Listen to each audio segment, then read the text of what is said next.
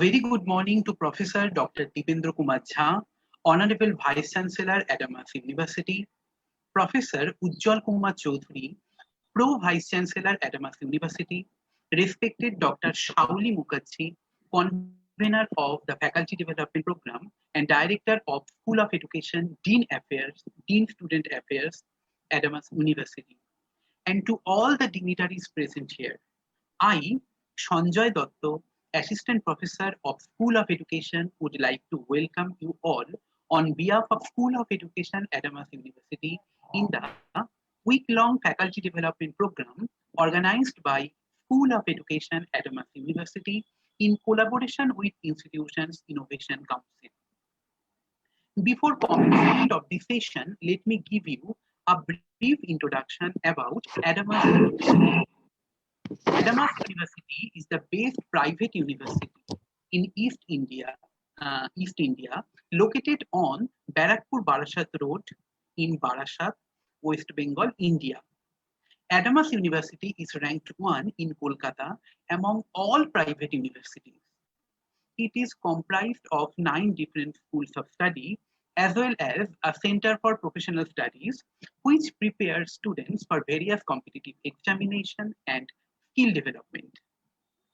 Adams University is recognized by the University Grants Commission, offering several undergraduate, postgraduate, and doctoral programs in education, engineering and technology, basic and applied sciences, medical sciences, humanities, law, economics and business studies, media and communication, management studies, and many more.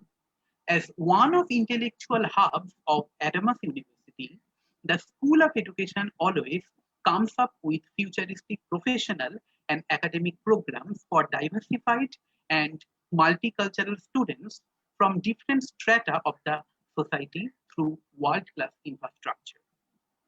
The B.Ed program under the School of Education carries extra prestige than any other private colleges in the state because we deal with student teachers completely in different manner.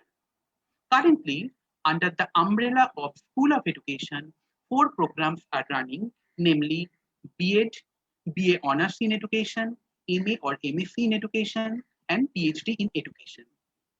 Along with these, from this year onwards, 2 certificate programs have been introduced on early childhood care and education, teacher proficiency, and skill development.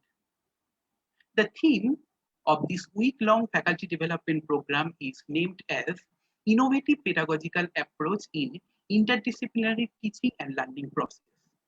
The sub-theme of day 1 was Innovative Pedagogical Approaches in Language. The sub-theme of day 2 was comprised of Innovative Pedagogical Approaches in Social Sciences. Day 3 is comprised of Innovative Pedagogical Approaches in Sciences. The sub-theme of day 4 is named as Innovative Pedagogical Approaches in Mathematics.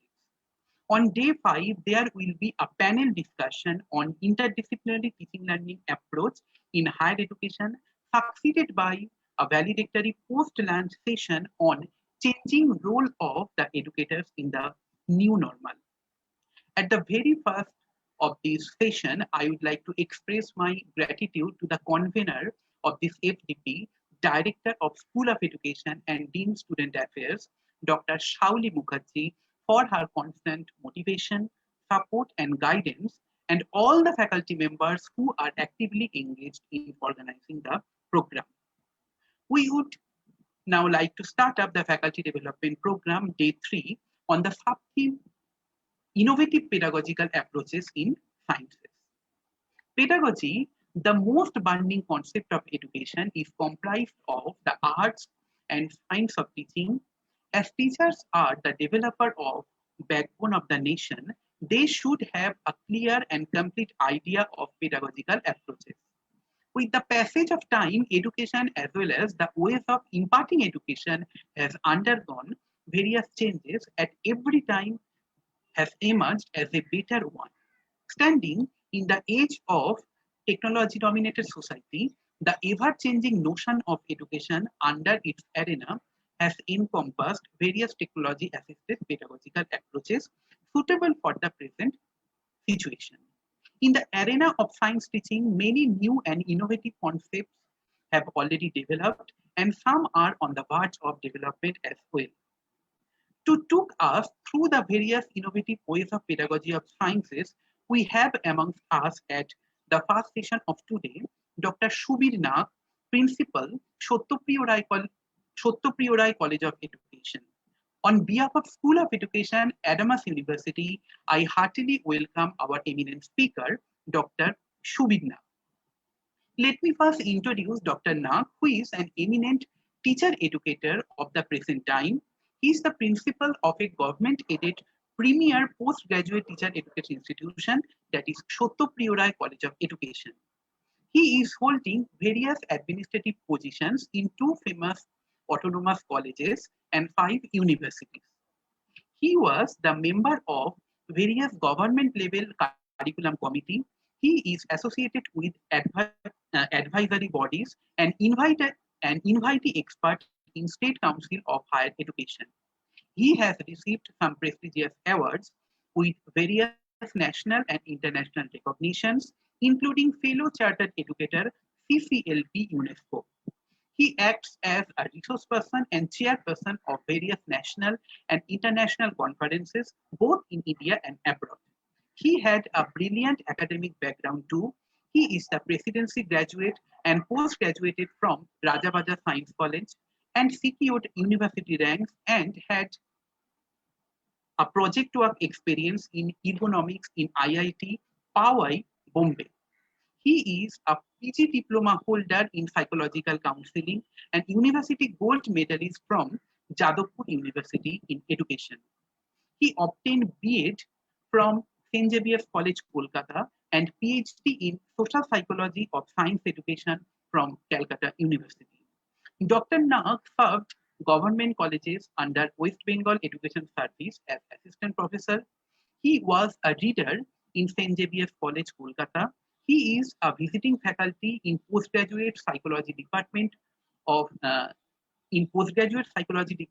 Presidency College and University and education departments of Calcutta University, IGNOU, NSOU, IASC. He has wide range of research publications in various journals, articles in population dailies with more than 37 books in the field of teacher education and counseling, and more than 25 years of experience in the same. We all are very grateful to you, sir, for taking out your time from your busy schedule for us and enlighten us on the topic which is of utmost importance, especially from the perspective of teacher education. Over to you, sir.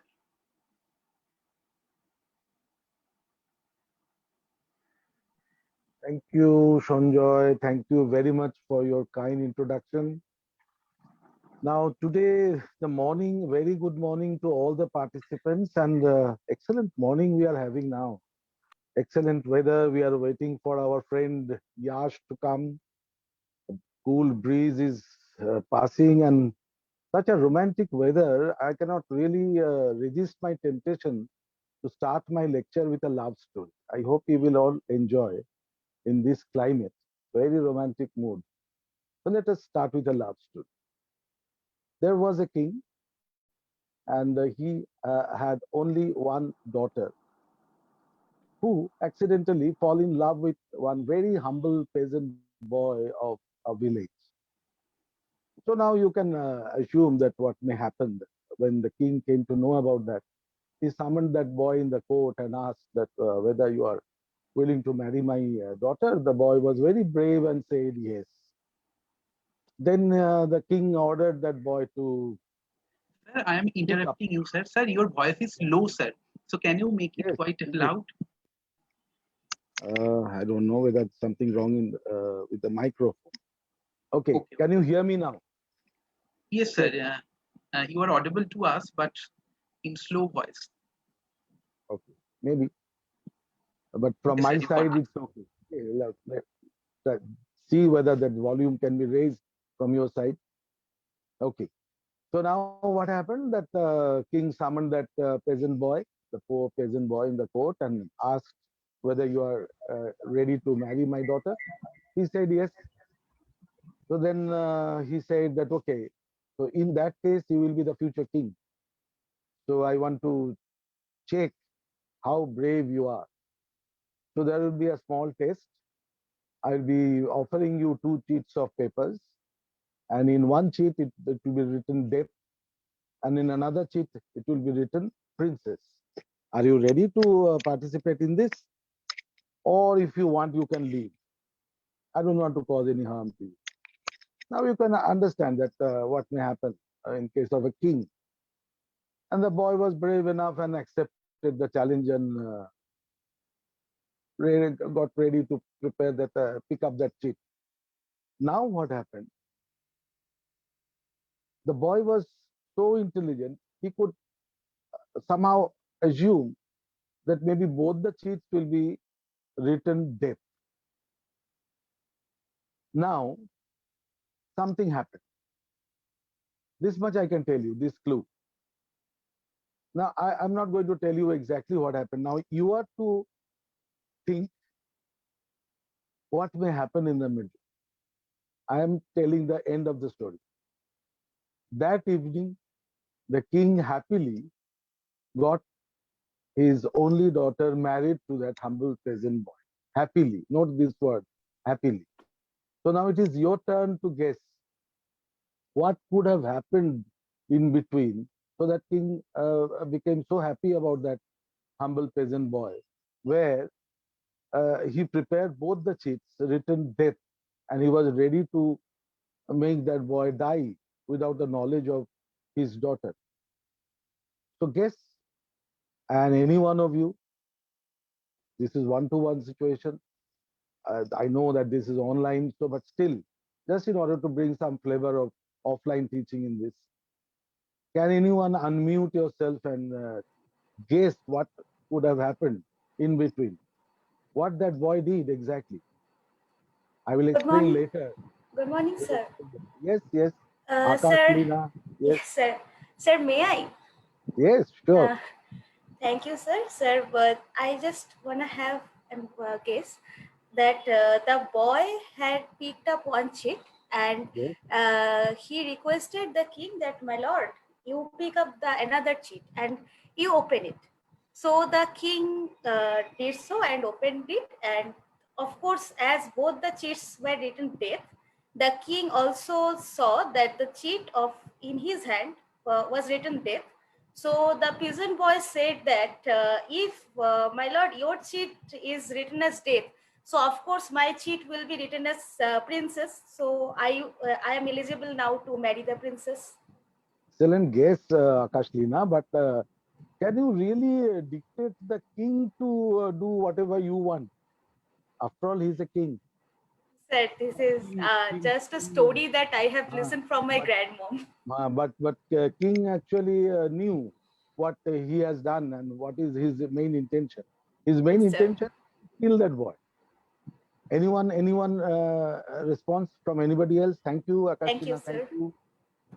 Anybody else? Can you guess what could have happened? 1 or 2 minutes I can afford, because this is the main exercise with which we are willing to start, because I'm going to give you more emphasis whenever we are talking about science pedagogy, that you have to use your right brain more than your left brain. So reflective thought is more important in case of science pedagogy. So let us practice. Today is a Hello, very nice sir. morning. Yes, So, may I? Price. Yeah, sure. Price. Orpita. Yes, Price. Uh, Sir, the peasant already knew what it was written in the chit. Could guess. He Still, cannot he know had a exactly. He could courage guess. to choose. He could guess. Yes. Still, he had the courage, like being a peasant also. Like, peasants are Yes. someone who are actually up to, like, who earn their living by themselves. But Right. still, he had the courage to pick. It might can be the Right. death which one he is going to pick. He doesn't know about it. Okay. So the king might have seen that he is not afraid of choosing what is going to be in future. Like he is very much like He has chosen his own luck just by giving a chance to it. He is not afraid to anything. Okay. So Or you are he telling the king one will be who very impressed because he has participated. He has yes, accepted the challenge. Brave enough. yes. Okay. That much is all right, but that may not be enough to convince the king and happily accepting. Okay. Sir, then can Anybody we else? skip this? Anybody else? Anybody else? Okay. This much is all Sir, right. He's brave enough. sir, Any other answer? Yes. sir, it's Akashlini again, sir. Sir, just can I have another guess, sir? Yes. Yes. Why not? Why not? Sir, Please try. the peasant boy has somehow destroyed the cheat he has picked up. So we cannot How? see that what's How? inside it. How? How? How? Sir, he may How have can you eaten describe? it, gobbled it up. Can you think of some other way? Right? Very good. Now you are actually thinking in the right direction that you are going to eliminate one cheat. If you can guess it correctly, that both the cheats will be having death, you will have to remove one. So elimination is very important. So you are thinking in the right direction. Congrats. Very good. Thank you. But Thank you, sir. no, everything has got something related to aesthetics. So that boy was very intelligent, and you can assume that yes, now that girl, that princess of the state, has fallen in love with that boy. So that boy must have got something very special. And what was that special with which we are going to start the day today? That was the power of his reflective thought, the right brain of that boy. So what he did, he created a nice social atmosphere there. That, my lord, I may die. I am accepting your challenge. I may die. But can I just express my last wish that was granted? What was the last wish? I want to just pray. I want to just pray and offer my prayer, last prayer to my Almighty. Who will stop? Who will object in this proposal? So it was accepted. And when it was accepted, and all of you know that in every religion there is a necessity of something lighted lamp, some lighting diya or something, lamp, candle, something. Now you can guess. Very quickly he can pick up his own cheat, burn it out in that lighted lamp, and tell the entire court, all the people sitting there, that look, my cheat, I have offered it to my Almighty. It is gone. Now it is in ashes. Now, if you want to check, my Lord, He is God to us. Now, simply, you can just make the king feeling very better by saying, you are God to us. So you have told the entire court that one has got death, the other has got princess. Can anyone come and open the other cheat to check which cheat I picked up and offered to my Almighty? And everyone knows that that will be automatically death. So I must have picked up princess. So now the king was so impressed that yes, this boy has got a very strong right brain, very strong divergence of thought process. That is the reason I started this morning with this love story, where you have got some idea of practicing divergence. How can we really practice divergence? I've got a slide on that.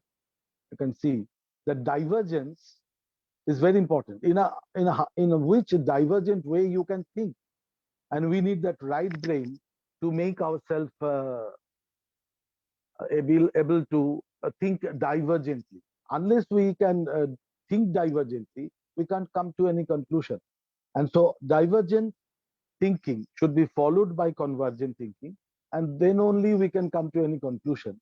And this is very much important in any science, any branch of science, and any branch of science, teaching, research, pedagogy, whatever you think. So this is a reflective thought process. And before coming to the next part, it has got certain attributes along with that. And I can just have a few more interactive questions with you. Another one is, if I just ask you, I think I'm visible too. I'm just showing you a pen. I'm showing you a pen. And if I ask you, what is this? What type of answer you can give me? Let us again try out with at least some of you. Unmute yourself and tell, what is this? Don't say pen, because now I have taught you reflective, right brain. So what is this? Imagine. Power of imagination is very, very important in science teaching. Let me see what you can tell. What is this? Sir, may I? Yes, sure. Sir, can I say it may be a magic wand where something, whatever we do, but we show it, something creative will be coming? Yes, sure. Why not? All the answers will be right. There cannot be any wrong answer because this is your imagination. I'm showing you a pen. If you say that this is a pen, this will be a left brain answer. But I'm expecting right brain answer from you. So your answer is what? Jadoo ka chari, Yes, sir. isn't it? Yes, Jadoo ka sir. chari. Okay, nice. Anything else? Anything else? Sir, can I Excel? explain something in the context of life sciences? The moment you hold up the Anything? pen, yes, sir. Yes. I remember during my classroom days, I used to explain the tube within the tube plan, the alimentary canal plan within our body system with the help of this pen, as if the refill represents our alimentary canal passing from the mouth to the anus. And the rest of the outer covering of the plastic covering is our integumental system or the skin that is we're wearing in our around our bodies, and that is Okay. how we used to explain them how the phylum divisions came about from say invertebrates to the vertebrate levels. Okay. So that is Yes, how I you can. imagined it. Yes, yes. Onupama. Yes, you can. Why not? You can. But to some extent, you are not that flexible. You are not that flexible. You are not totally right brain. You are again coming back to your left brain and explaining your life science, elementary canal, and etc. You started well. Okay. Yes, this can also be imagined. Now, these are the examples. I can give you one or two more examples. Let us practice in the morning. Because unless you practice something, because all of you know that means science means doing something. It cannot, cannot give you a lecture on science. It is not possible. You have to do something. And let us try one or two more examples. Like another very common attribute other than imagination is elaboration. Can you elaborate? Can you extend your imagination? Let us try again. Suppose we don't have any board here, but just all of you know, you suppose you have got a triangle drawn on your paper or board. Can anyone tell me what is that? Not a triangle, don't say triangle, just a simple triangle or just a simple circle, say. What are these things? Don't say circle, don't say triangle. Imagine and extend your imagination, that is elaboration, another attribute. These are very important. Let us prepare the ground first and then I'll be talking about science pedagogy. Yes? Sir, may I? Again, Yes, Vidya sure, Sudipta again. sure. Sir, if you are telling that it is a circle on a drawn on a board, being a cinephile, can I say it is a moon on the board drawn? Moon, okay. That the circle.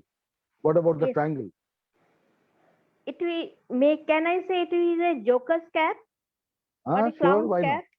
Why not? Yes. Add on ball on the top. Maybe. What else? What else?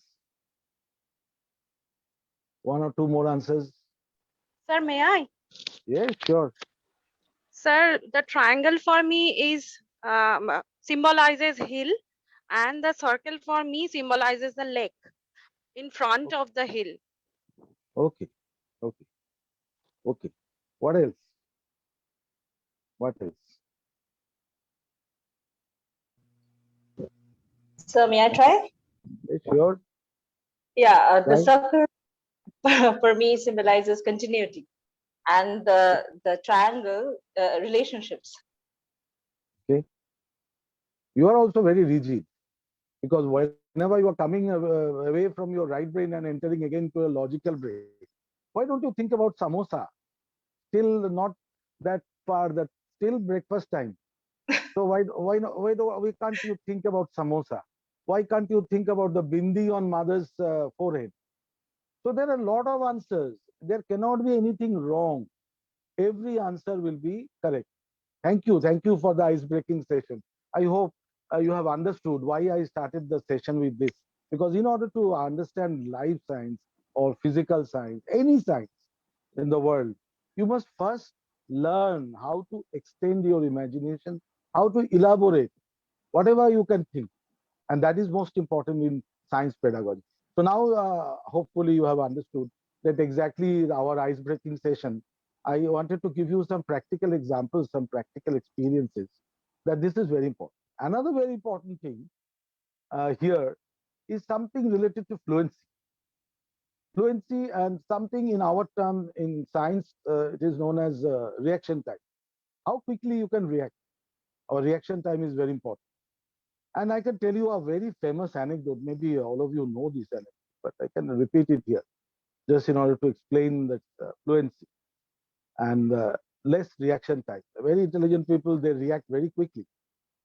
And I've got a very common anecdote from Socrates. All of you must have heard the name of a very great philosopher, Socrates. Now, as usual, what happened in all our family, that one day Socrates was having some problem with his wife, because a philosopher husbands always do something wrong in the family and wives are not that happy. And his wife was screaming and telling all bad things to Socrates, and Socrates was very silently listening to all these things without reacting anything. And that made his wife even more angry. And after a certain period of time, what she did, she poured one bucket of water on Socrates' head. So now you can imagine what may happen after that. You can guess about domestic violence, you can guess about IPC code and etc. etc.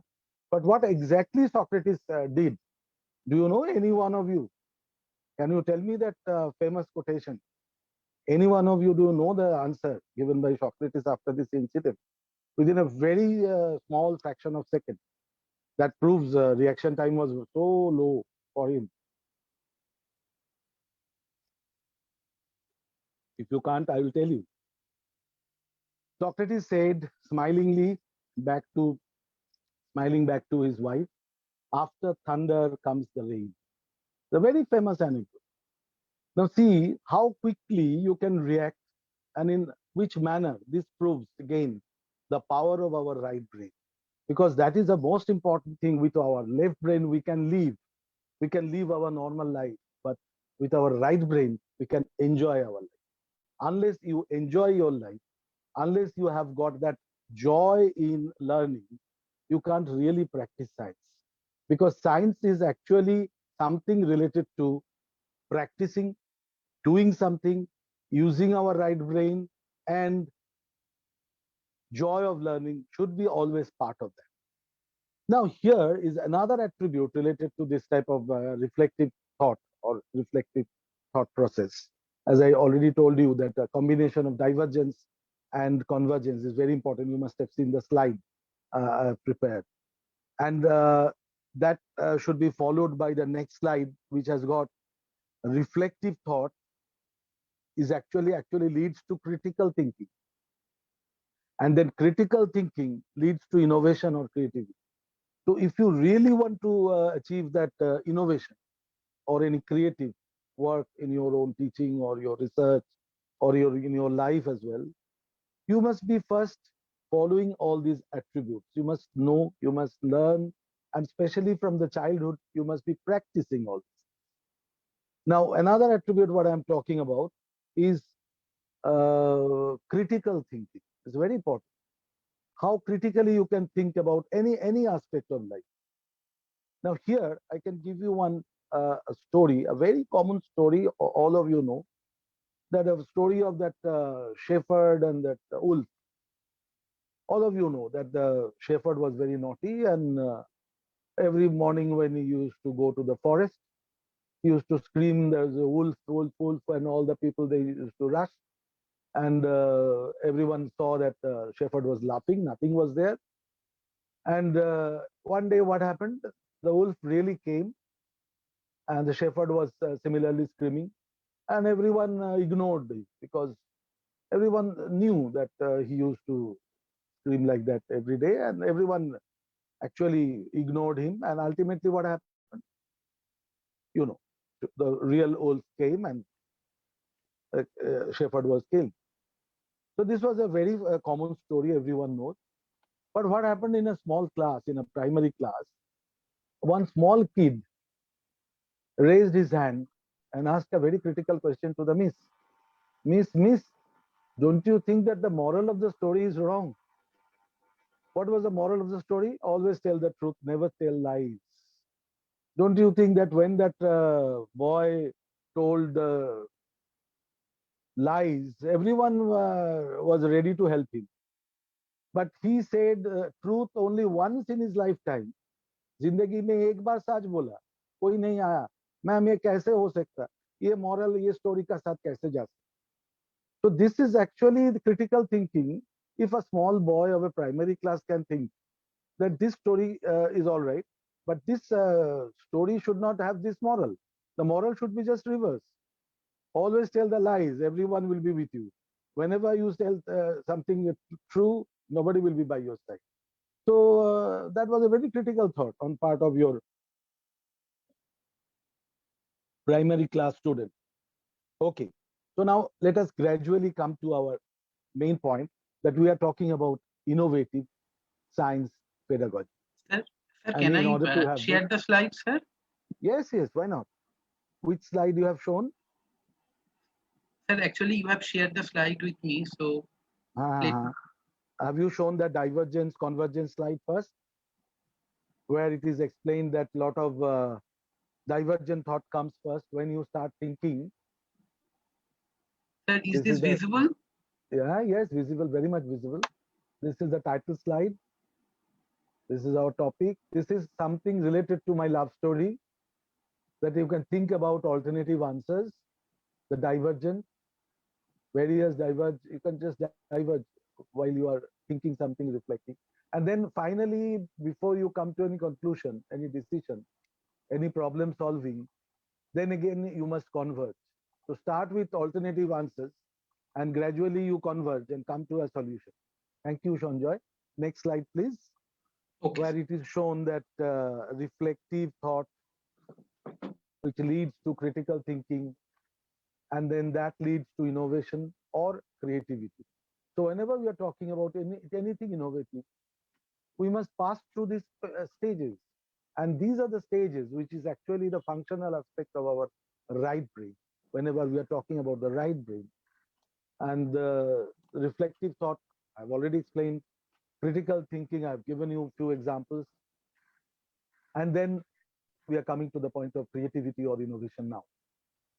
Now, in this stage, all of you know that it has got 4 different stages. Any creative thought, it has got 4 different stages. Next slide, please. Yes, sir. Now, the first one starts with preparation.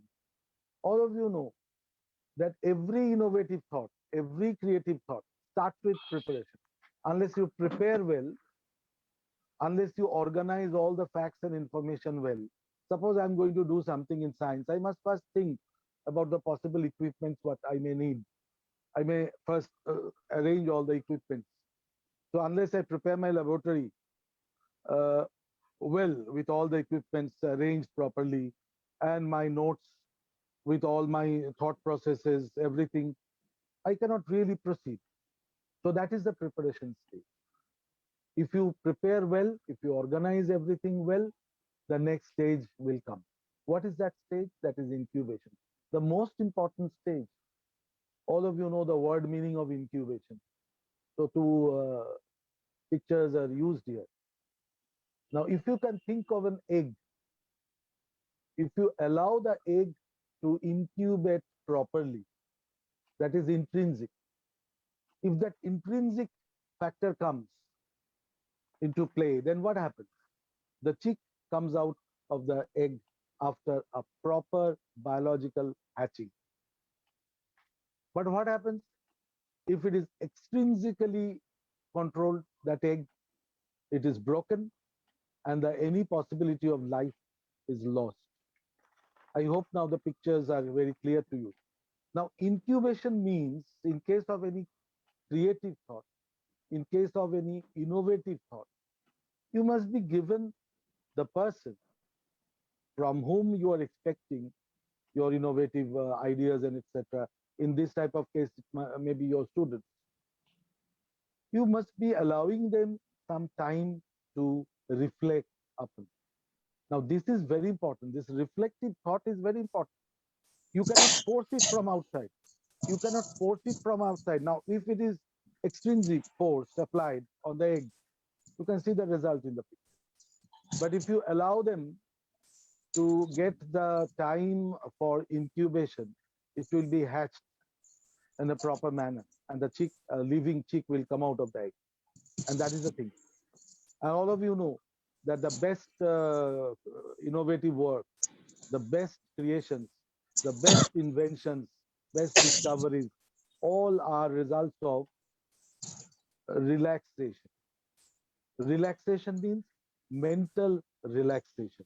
Reflective idea needs this mental relaxation. You cannot force from outside. If you force, nothing will be created.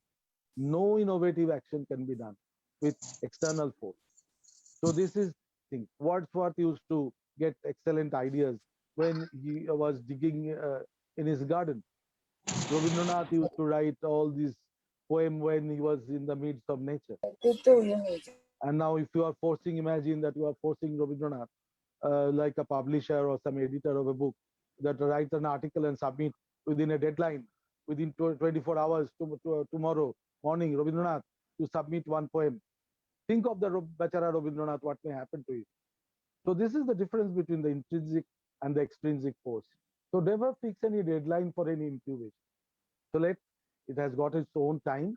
Allow them or the person to relax, think in a reflective manner, and let them come out with that innovative idea, and let the egg incubate. Let that hatch, that idea will come out. The next slide, please. Now the third part. If you allow a proper incubation, then the third step will come, that is illumination. Illumination is nothing but flash of insight. All of you know Archimedes, the story of Archimedes, Eureka. What he was doing, he was not writing something or designing something on his desk. He was in his bathtub. As I was telling you, that this relaxation, that the power of that intrinsic should be allowed. So he was in his bathtub while thinking. So thought process was always on. It was going on. That right brain was active, coordinated with the left brain. And suddenly he jumped out of the bathtub, and all of you know the story, what happened. Eureka. That Eureka stage is nothing but the illumination stage, flash of insight. And what happened in case of benzene ring? The science students must be knowing this. I don't know whether the picture is very clear, but minutely observe the picture. There is actually a snake with his mouth, that the snake is biting its own tail.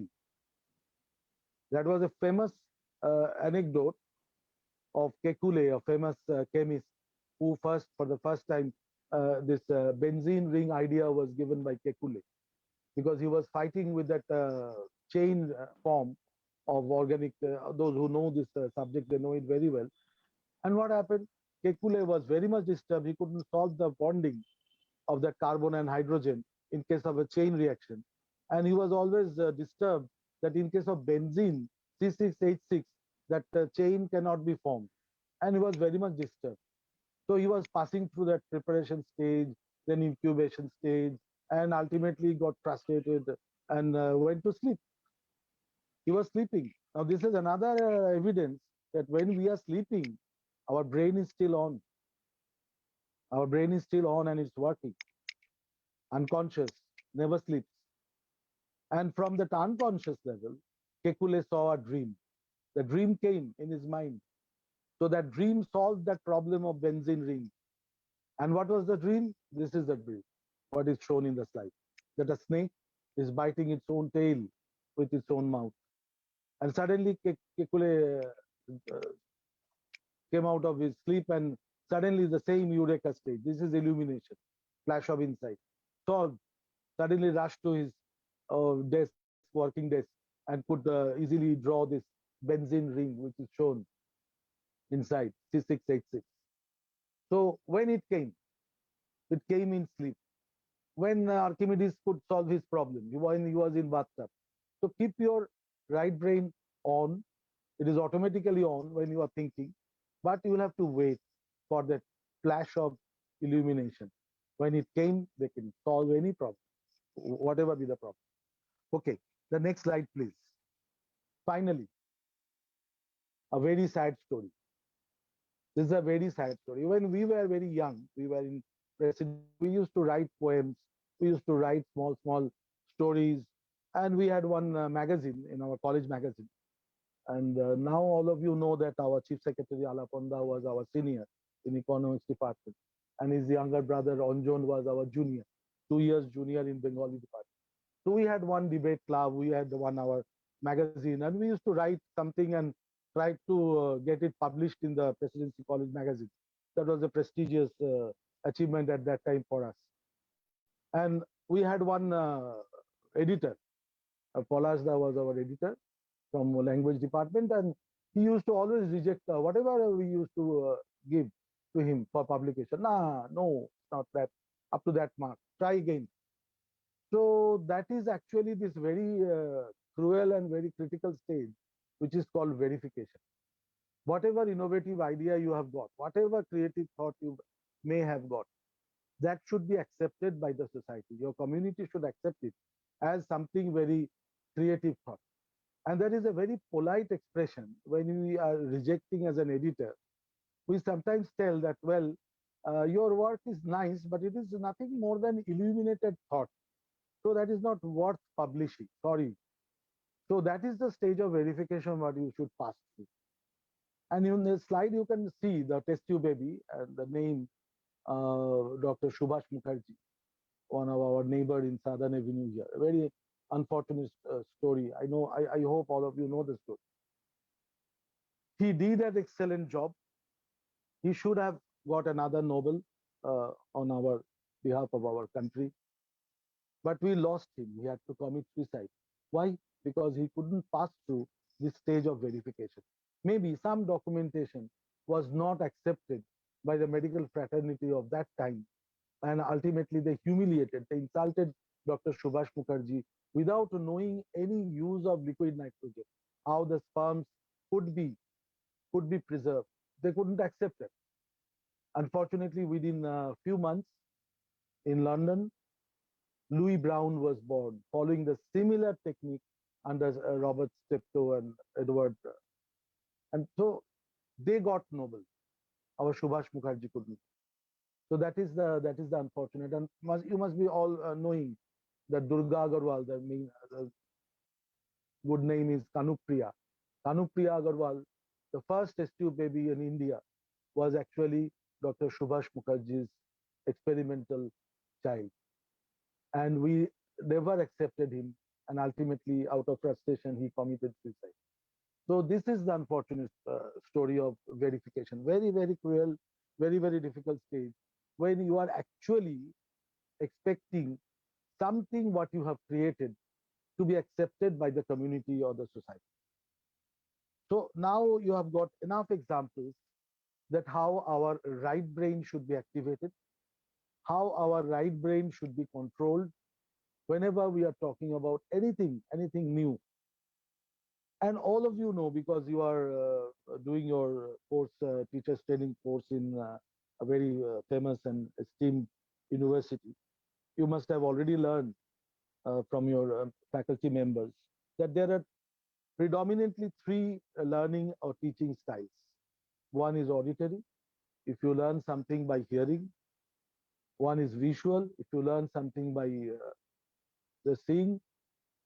And kinesthetic, that is learning by doing. All of you know kinesthetic means the term has been derived from biology, that is kinesthetic receptors. All the kinesthetic receptors are present in our bony joints. And whenever we are doing something, that means we are moving our limbs, we are moving our hand, and then we are doing something. So that is hand-on practice. This hand-on training. These are the terms coming in various branches of science. So science means, as I've already told earlier, that science means doing science. So science cannot be something where you are not doing something. So whatever we do has got three clear dimensions in teaching or learning. One is auditory, one is visual, and one is kinesthetic. Now let us come to another very interesting part of science teaching learning, that is heuristic. The word heurisco means something discovery. And there are a lot of people, those who don't understand our teachers training, they sometimes tell that heuristic means something, some discoveries. And do you think that young school boys or girls, they can discover something? So they don't exactly understand what is heuristic. Heuristic actually means uh, that the approach. What is that approach? Your experience for the lifetime, for the first time in your life. That suppose all of you can understand this. For the first time you have experienced something in your life. That is, the approach is heuristic. For example, suppose there is a China rose flower. Everyone has seen the China rose flower. But being a teacher myself, I should not come and tell you exactly what are the different parts of that China rose flower. Never. It should not be done. By mistake, all the teachers, what they do, the science teachers, they come and start demonstrating it in the class. It's a very wrong process as far as our right brain is concerned. Now you can understand that I am giving more emphasis on inductive approach of teaching rather than deductive approach. So I'm not going to dissect that flower and tell everything to my students first. I'm going to distribute those flowers to my students' desk and tell them, Jake, can you try to pierce that flower and understand what are the different parts of that flower? This is inductive approach. I'm not telling it on the very beginning. I'm waiting. Maybe I'm also participating with this. Then let us see with their pin or their scalpel or their scissor, whatever they have got. They can safety pin even. They can start dissecting that flower. And suddenly small boy or small girl in the class can come out with the idea, sir, there is something, a very small white thread present within the flower. Is it? Let me see. So I must be also participating with my students. That is it? Okay, let me see. As if for the first time I am also getting that. And only then you can see that small boy or girl will be getting the pleasure of this heuriscope. As if that boy or that girl has discovered the presence of that small white thread within the flower for the first time. That is heuristic. Unless you practice it in this manner, that small boy or girl can never become a scientist in future. I'll be coming to a very recent science discovery later. I'll be talking about that. But let me first clarify that this is the basic necessity whenever we are talking about any innovation in science. Another very common example I can give you, everyone knows. Suppose germination of seed. Everyone knows that what are the factors necessary for germination of seed. You need humidity, you need temperature, air, etc., and some sprinkle of water, and you can expect that seed to germinate. Everyone knows. This is simply deductive teaching. This is simply left brain science teaching. A very stereotype, very common teaching. Nothing innovative, nothing new. What will be innovative? What can be innovative? Can you ever think that yes, this water, whatever we are using for germination, and we are soaking the cotton on which the seeds are kept, can we use boiling water? Can you put that germinating seed within the freezer? Can we keep some seeds on the dining table in the room temperature? This is innovation. Think that in how many ways you can do that. Now, straight away, whenever I'm asking you all, requesting all the budding teachers here, those who are already teachers or those who are budding teachers, to give young kids, whenever they are in the primary class, start from there because that is the time to start with. Can you straight away ask them, have you seen safety pin? Everyone has seen safety pin. Now, can you name some unusual uses of safety pin? Now, whenever you are actually talking about various unusual uses of safety pin, now can this slide be removed? Because this slide is no longer required. The next thank you slide will be coming later after I finish. Now, this slide can be removed. Whenever we are asking that small kid about, say, the unusual uses of a safety pin, thank you, let it be there. just remove the slide share. So unusual Okay, uses sir. of Okay, sir. ceftriaxone, maybe one of the examples what I have given you, that this may be done in case of a primary school level students, so that what happens when they get this type of practices, they start their practice at a very early stage to imagine, to elaborate, to think critically, using their right brain, and then having that reflective thought, thinking critically. Only then it is possible for them to come up to the present example I can give you, that this COVID-19 research is going on throughout the world. Now here also, if you just closely observe, in case of the research is going on, what is happening now? Some of the researchers in some of the countries, I'm not talking about any specific country or any specific laboratory. What are they doing? They're doing some and researches with some vaccines. Some vaccines are available in the market, but you cannot really say that these are the ultimate vaccine or the best vaccine possible. These are some experimental vaccines, maybe developed from chimpanzees antigen based on 1 or 2 strains of our COVID, which were present earlier. Now, still the research with vaccines are going on. Lot of laboratories they are doing throughout the world. Now, do you think this is the only form of research with COVID-19 going on? No, because scientists are so right-brained people. Now, you can just get the range of research is going. I'm just giving you examples. This will be very relevant because till now we are under lockdown. And see, there are a lot of vaccines now. You must have seen some of the newspaper clippings are coming up that actually the virus, when it attacks our body, it actually enters our respiratory tract and it stays 2 or 3 days in our paranasal sinus, just behind our nasopharynx, up our pharynx part. So that space is paranasal sinus. Now the Hyderabad people, they are doing it already. They have started doing it with subjects in medical colleges. That paranasal sinus spray, some vaccine they are trying to prepare. So vaccine doesn't mean only the serum vaccine, which is injected. So they are trying out with that paranasal spray vaccine. DRDO experimentation, all of you know that they are preparing another isomer of glucose, 2-dextrorotatory type of glucose, that are the blocker. This is actually a blocker which is actually inhibiting the RNA, viral RNA to replicate.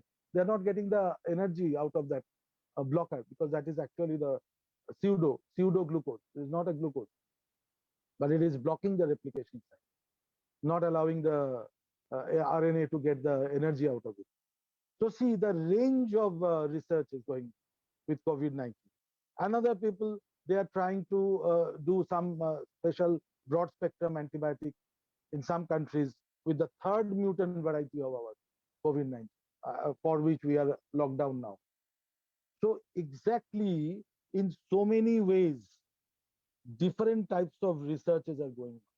Some people in some laboratories, they're doing to trying to get some medicine to treat that cytokine burst in lungs. So you cannot say that only one type of research is going on. There are so many varieties. Now you can really relate it with our divergent thought. Another type of research is going on in some other lab with interferon. Those who are from biological science background, they can understand it very well. So this is science and this is innovation. So if you are going to put this innovation in front of science pedagogy, you have to first make your learners use their right brain. Unless they learn how to use their right brain, unless they learn how to analyze something critically, they can never reach up to this height of research. So they must be given enough example, enough scope while they are in the school, middle school, with their project. Say in the case of environmental science topic, give them enough example, enough exposure for some project work, some data analysis, some data collection related to environmental studies. Say for demonstration purpose for demonstration method. Teachers must be able to demonstrate something, explain it using their right brain, and not only dull lecture, because a lecture should be combined with some other methods of demonstration, etc. And another very interesting thing is there, that is simulation. Now, for teachers training, whenever we are talking about simulation, everyone understands that simulation is teaching. Partially true, because simulation is teaching when instead of the real classroom, we are bringing the students into their peer group and asking them to teach. In the online system, we are actually now doing the online teaching in the peer group. That is simulated situation. And one very funny answer we get whenever we are going for any viva or asking the question in the interview board, that simulated teaching, what is that, whether it is micro teaching or macro teaching. 90% students, they do the mistake of telling that micro teaching and simulated teaching are same. Sorry, no.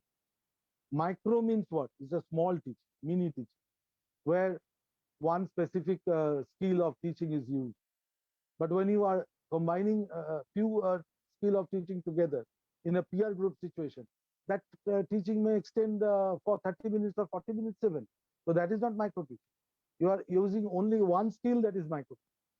But whenever you are copying the real life situation instead of a real school situation, you are bringing in a peer group, that is simulation.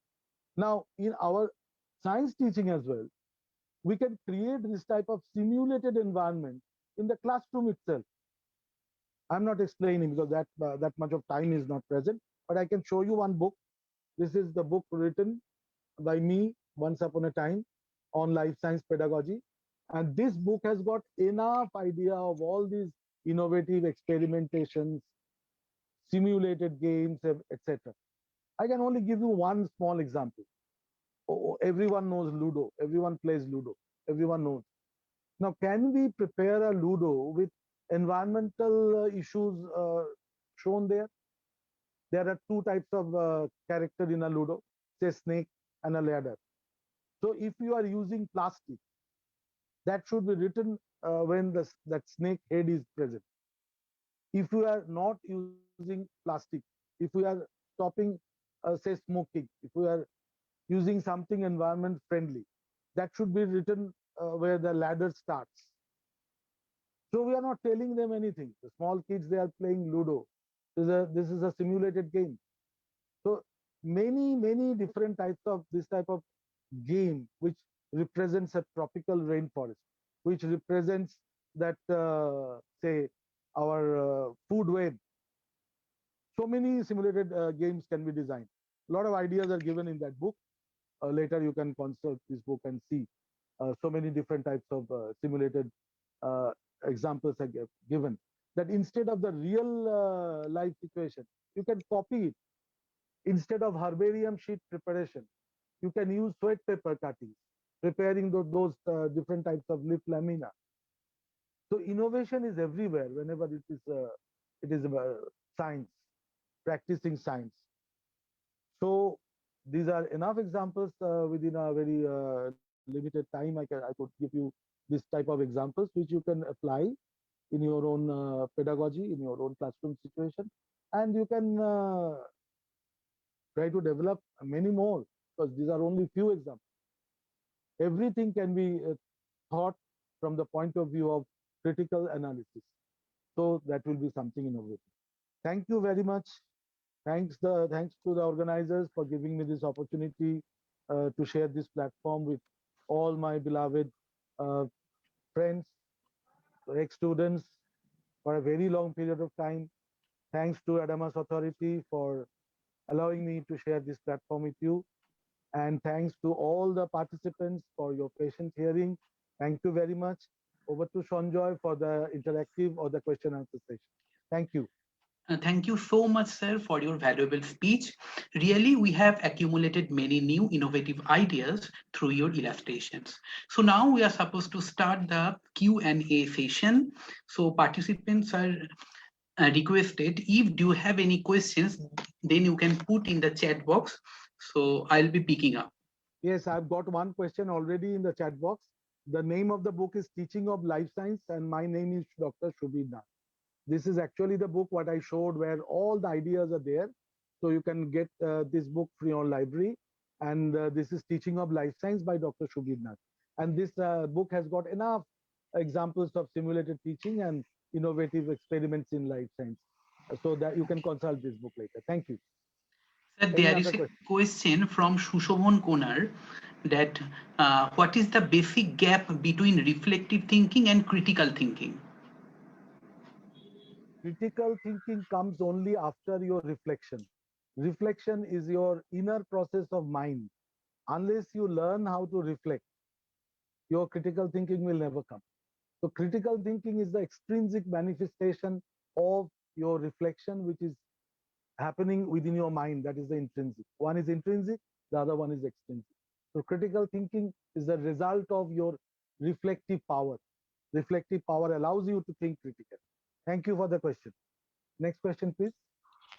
If you have any question, then you can put it in the chat box. Participants, so I'm waiting for your questions. Okay, so there is another question from Shayoni Sinha. What are the differences between teaching methods, teaching strategies, and teaching techniques? Probably these are all different synonyms. We use different types of terminologies in many cases. I hope your English ma'am or Rija will be able to explain it better than. These are terms we are using. These are jargons, different types of jargons.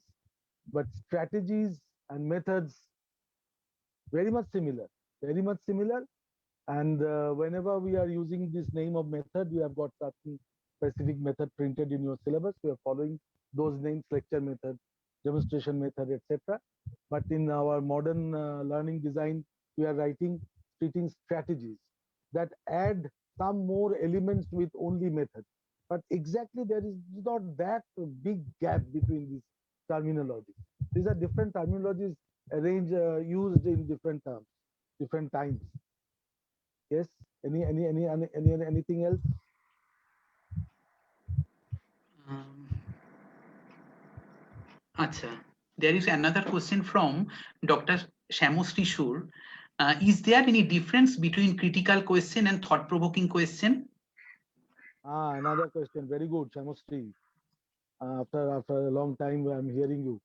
Now, yes, probing question we are using. A lot of different jargons we are using. Now, in our science, this beautiful science education, we are actually using a lot of jargons, different times. Now is a very common term we are using, probing question.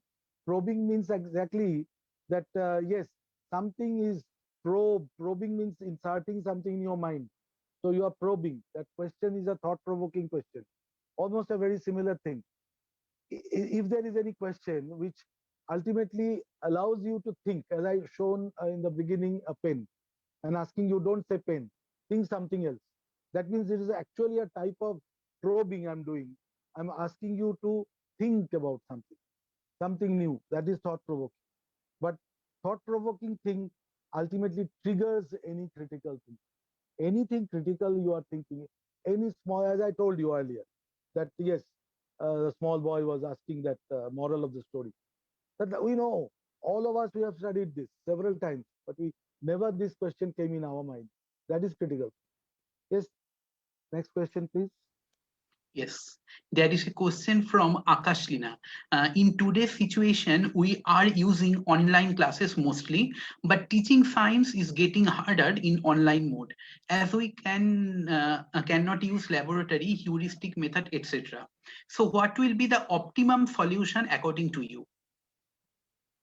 Yes, thank you very much for the question, Akash Lina, very active participant in the group. Exactly, I cannot explain exactly to you because you are very young. But maybe people of our age, Prakita madam must have seen this. And we have seen one program, excellent science program over Doordarshan at that time. At that time, we never had this type of channels, so many channels. Quest was the program when Shamor Bakshi used to come with a chemistry trolley, and Partho Ghosh used to come with a physics trolley. Your parents can tell if you ask. Now that program Quest was a very good example of online mode of innovative critical science pedagogy teaching. It is possible. Even in online mode, it is possible. But that must be done following that type of model of Quest program in Doordarshan, where a trolley, they used to come with a trolley where all the equipments were there. And the one experiment was prepared for us. It was demonstrated in the screen. And then it was asked that why this is happening. And then the explanation came. As I told you, that in case of science teaching, we should not start with telling them everything. Let them first think. Allow them to think. Let them give wrong answers. Teachers are facilitators of learning. Teachers will be there to correct their mistakes. So teachers should not be telling everything on the very beginning. Then the entire joy of learning is lost. So that method, if we can follow, that will be an excellent example for online teaching. And another addition, a very recent UGC circular has come up within last few days. You must have seen that maybe even after the normal life comes back, our curriculum will be designed 60-40. 40% will be online, 60% will be offline. So a portion of our curriculum will be designed for online teaching. So something can be done. I appreciate your feelings that yes, everything cannot be done, but something can be done online. So that we'll have to think, that we'll have to design using our own right brain, that how much of the element of curriculum should be going for online portion and how much will be going for offline portion. Now we are facing this challenge and we'll have to do that in future as per UGC directive. So yes, in case of science, something may be done online or something will have to be done. And partially you are right that unless we enter the laboratory, we cannot do many things. Yes. Any other question? A lot of other Yes, questions yes, are sir. coming up. Yes, sir. Yes. Yeah. Boishaki Rai wanted to know what are the methods to activate and train our right brain? I've given you enough examples, Boishaki. From the very beginning with my love story, I've given you enough examples. All these puzzles, questions. Now, this is the way with which you can start with puzzles, with this type of examples, anecdotes, stories, that right brain can be activated. And anytime you can use this with kids, so that from the very beginning, they will be learning how to think critically, so that in future they can also think, as I have given you example of COVID-19 research, that see in how many ways they are trying to solve this problem. Not only vaccine, not only vaccine, they are doing it in so many ways. So this is example of divergence. So that should be practiced at a very early age. I've given you enough examples. You try out, find it out, search it in the net. Lot of ideas you will be getting. Yes. Sir, Any other there is a question? question from Shayon Tikadar. Creative and critical thinking, when applied in a real life class, is a very elaborate and time-consuming process. So, how to manage these as well as completion of syllabus on deadlines? As we see, when we try to teach things in details, we lag in completion of a topic. Very good, nice question, but only very small answer I can give you. You are talking about covering the syllabus, but I was talking about uncovering the syllabus. Syllabus covering is not your job as a teacher. You as a teacher should uncover the syllabus. Let the students cover the syllabus. So you should not be under any time pressure. Try to become actually a sort of thalawala instead of a rickshawala. Don't pull them, just push them from behind. You trigger them, motivate them to learn, show them the way. Don't fix any deadline. If you fix any deadline, the science is gone. If I now fix any deadline for any COVID-19 medicine, that within this July, the scientists should be developing or innovating this. Otherwise, they will be shot dead. Suppose in North Korean style. It is not never possible. This is not possible. Allow them that incubation. Allow them that flash to come, that flash of insight to come. So that illumination to come. Only then that innovation is possible. So within a restricted time, within a limited time, who has told you that you have to finish a topic within a class, within a period, specific 40 minutes or so? I also taught in many schools in my early life. I never used to complete one topic in one class, one lesson. I want to trigger them and it may be followed in the next class as well. Take 2 lessons, and 1 lesson keep for motivating them, triggering them, give them the idea, let them try to solve it, let them come for the next class, solve it in the next class. Take 2 lessons instead of 1 lesson. Make 2 learning designs to finish any topic. Then you will have enough time for incubation and illumination. Thank you for the question. And one more thing I can add while you are talking about the teaching method, you can consider another book, Joyce Wells' Models of Teaching. Enough ideas are there. Say, as far as science teaching is concerned, concept attainment model, inquiry training model, biological science teaching model, a lot of models of teaching are there. Excellent book, Joyce Well. You can consider, and different types of teaching strategy you can learn from that book and use those strategies according to your own sweet will while you are teaching science, depending on the topic, of course, because all the topics are not suitable for all the models to be followed or all the strategies to be followed. Thank you for the question. Okay. I have seen Sanjoy Omol was asking something. Yes, I missed yes, the yes, question. yes. Please. According to Amol Babu, all logical thoughts may not lead to innovation, but pack of logical thought, analytics, and power of imagination. So, imagination led to innovation. So, am I correct, sir? Please explain. You are partially correct. You are partially correct, my beloved friend Omol. Now, actually, what happens, we should, in science pedagogy or in case of any science teaching learning, we should start with right brain. We should start with divergence. As I started with that love story today morning, let's start with divergence first. Try to think about the alternative ways, and then you try to use your logical or left brain to come to the conclusion. That was actually the mistake what was done by Dr. Subhash Mukherjee. Maybe he was more engrossed in the experimental part, using his right brain and creative brain and everything. Maybe he was missing a bit of documentation part, as you have rightly said, that the logical part. Maybe the documentation of Dr. Subhash Mukherjee was not that perfect, so that the problem lies with that verification stage, and he was not accepted by the medical fraternity at that time. But everyone ultimately was feeling very sad when after 3 months test tube baby came out in London, and we are very, very unfortunate in that case, and we lost Dr. Subhash Mukherjee by that time. So yes, Amol, you are partially right. Thank you. Thank you, sir. Yes. Any other question? Sir, Shreyoshi Mittu wanted to know, we can use models and various strategy to teach physics, chemistry, and biology even in online mode, but in offline mode during present situation, how to make mathematics interesting using innovation?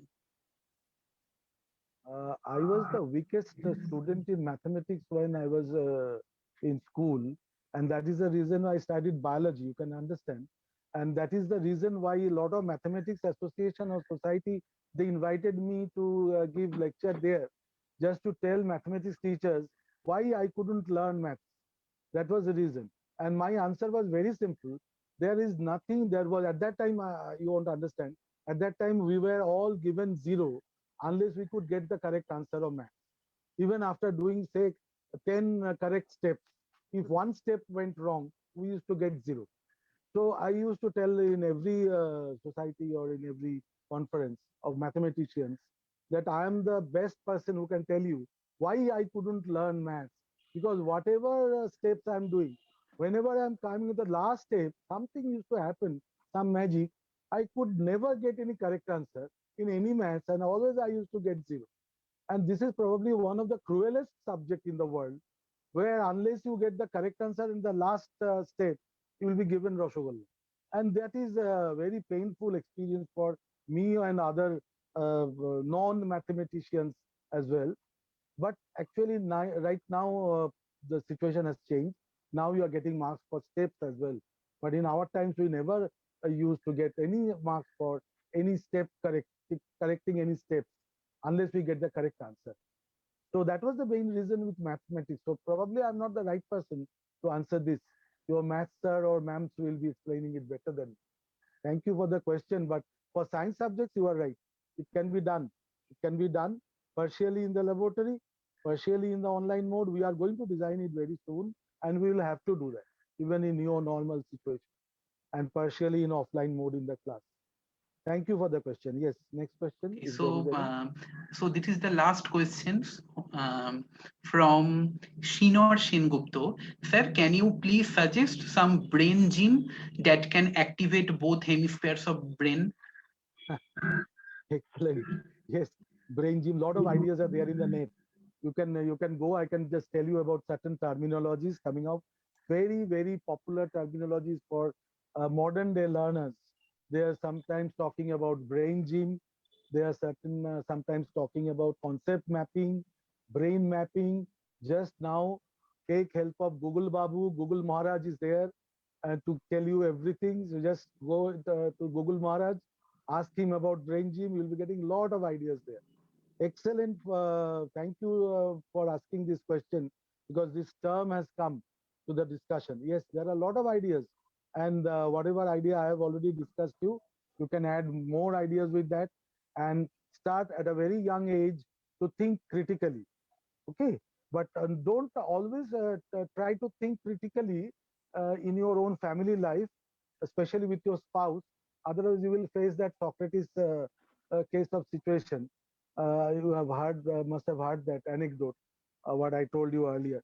So be careful in your family whenever you are leading your family life. Don't always use critical thinking there. Try to be lead a very simple life there, but use your critical thinking in your classroom with your students, in your laboratory, with your science equipment.